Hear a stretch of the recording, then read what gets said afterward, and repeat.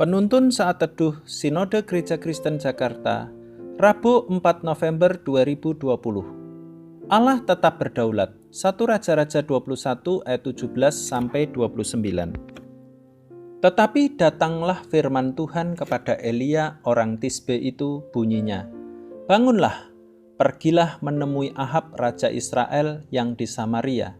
Ia telah pergi ke kebun anggur Nabot untuk mengambil kebun itu menjadi miliknya. Katakanlah kepadanya demikian, beginilah firman Tuhan, engkau telah membunuh serta merampas juga. Katakan pula kepadanya, beginilah firman Tuhan, di tempat anjing telah menjilat darah Nabot, di situ jugalah anjing akan menjilat darahmu." Kata Ahab kepada Elia, "Sekarang engkau mendapat aku, hai musuhku?" Jawabnya, "Memang, sekarang aku mendapat engkau, karena engkau sudah memperbudak diri dengan melakukan apa yang jahat di mata Tuhan.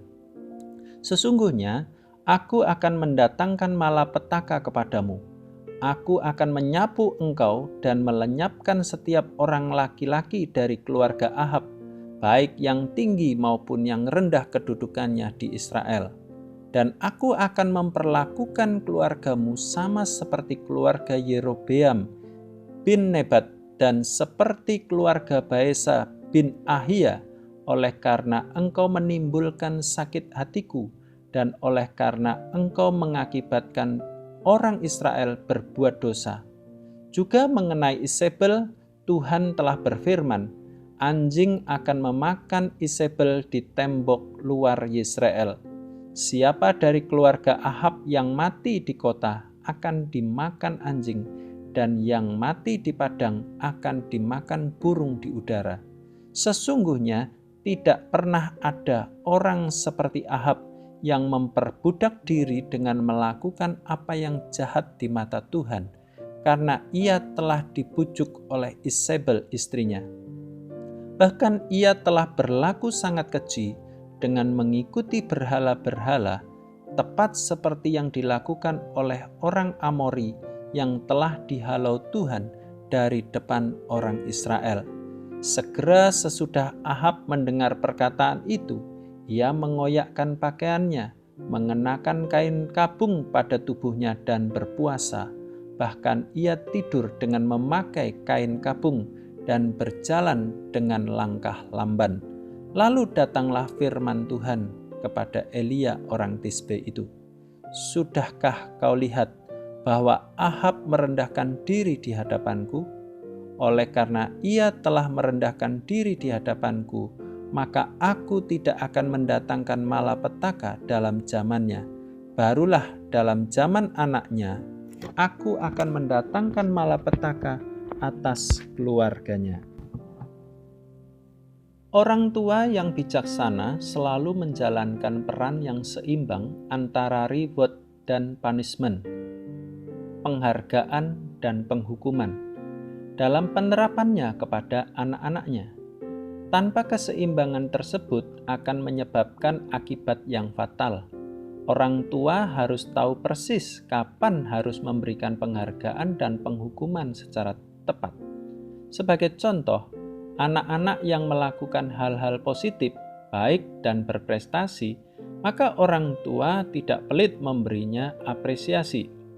Sebaliknya, saat anak-anak melakukan hal-hal yang salah, buruk, dan tidak terpuji, apalagi yang bejat dan berdosa, maka orang tua harus berani dan tegas untuk memberikan pendisiplinan yang tepat.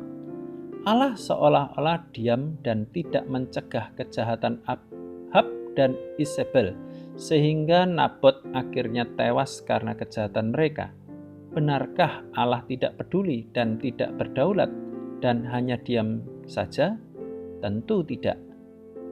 Dalam 1 Raja-Raja 21 ayat 17-29 menjelaskan bahwa setelah Nabot mati karena dituduh dengan tuduhan palsu, yaitu mengutuk Allah dan raja, kemudian dirajam dengan batu, seketika itu juga Ahab langsung menguasai kebun anggur Nabot.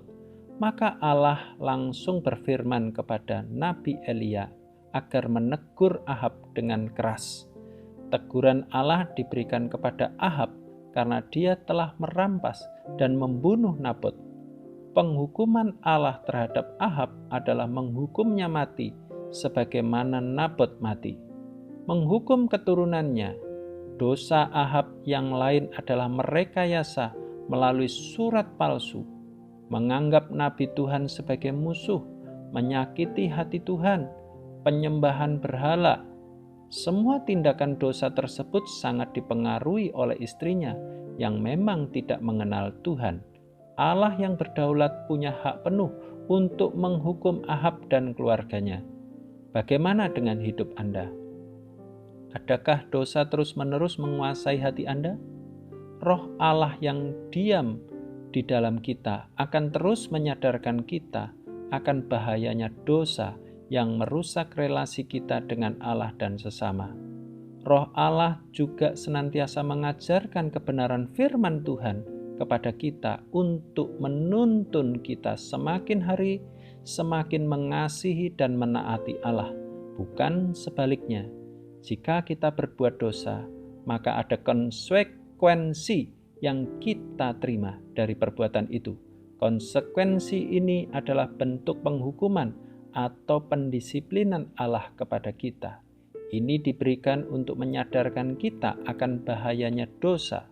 Dalam anugerahnya, Dia dapat memberikan kita belas kasih-Nya untuk menuntun kita kembali kepadanya. Allah yang berdaulat adalah Allah yang mau supaya dosa dibereskan sampai ke akar-akarnya, karena bisa menyebabkan dampak yang sangat serius.